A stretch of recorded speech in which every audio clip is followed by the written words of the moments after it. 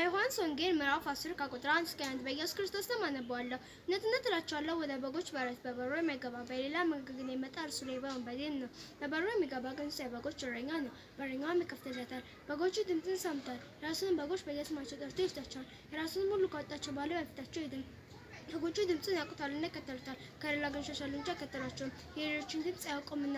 ኢየሱስም የምሳሌ ነገራቸው፣ እነርሱ ግን ምን እንደሆነ አላስተዋሉም። ኢየሱስም ደግሞ እንዲህ አላቸው፣ እውነት እላችኋለሁ እኔ የበጎች በር ነኝ። ከእኔ በፊት የመጡ ሌቦችና ወንበዴዎች ናቸው፣ ዳሩ ግን በጎቹ አልሰሟቸውም። በሩ እኔ ነኝ። በእኔ የሚገባ ቢኖር ይድናል፣ ይገባልም ይወጣልም፣ መሰማሪያም ያገኛል። ሌባ ሊሰርቅ፣ ሊያርድ፣ ሊያጠፋ እንጂ ስለሌላ አይመጣም። እኔ ሕይወት እንዲሆንላችሁ እንዲበዛላችሁ መጣሁ። መልካም እረኛ እኔ ነኝ። መልካም እረኛ ነፍሱን ስለ በጎቹ ያኖራል። እረኛ ያልሆነው በጎቹም እርሱ አልሆኑም። ሙያተኛ ግን ተኩላ ሲመጣ ባየ ጊዜ በጎቹን ትቶ ይሸሻል፣ ተኩላም ይነጥቃቸዋል፣ በጎቹንም ይበትናቸዋል። ሙያተኛ ስለሆነ ለበጎቹ ግድ ስለማይሰጠው ሙያተኛውን ትቶ ይሸሻል። መልካም እረኛ እኔ ነኝ። አብ እንደሚያውቀኝ እኔም አብን እንደማውቀው የራሴን በጎች ያውቃለሁ፣ የራሴን በጎች ያውቁኛል።